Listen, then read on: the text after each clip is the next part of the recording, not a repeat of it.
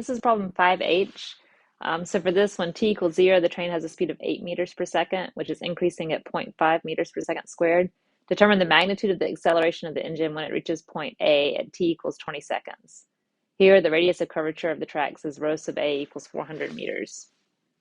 So they want us to find the magnitude of the acceleration, which is going to equal the square root of the tangential component of the acceleration squared plus the normal component of the acceleration squared.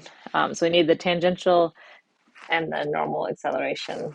So we know tangential acceleration equals v dot, and we know that v dot equals 0.5 meters per second squared from the problem. And then we also need to know the normal acceleration, which is v squared over rho. And so the velocity at point A would be that v squared.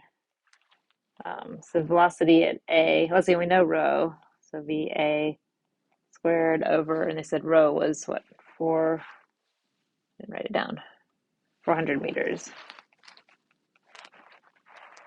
So that'd be VA squared over 400 meters.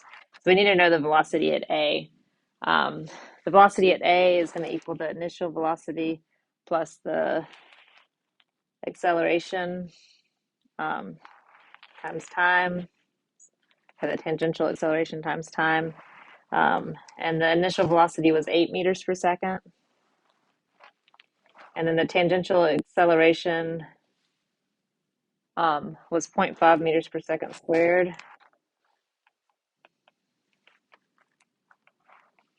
Times the time, and they told us the time was at t equals 20 seconds. So t equals 20 seconds. I didn't write down all the given.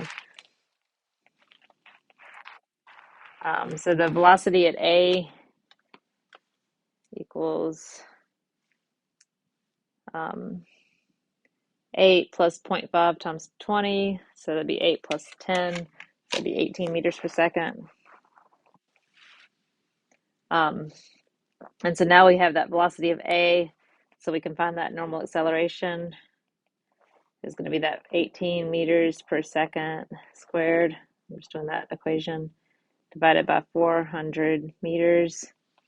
And that's going to give us 0.81 meters per second squared. So now we have the normal acceleration, we have the tangential acceleration, and so now we can find that magnitude of the acceleration equals the square root of at squared, which is 0.5 meters per second squared, plus an squared, 0.81 meters per second squared. And so the magnitude of the acceleration equals 0.952 meters per second squared.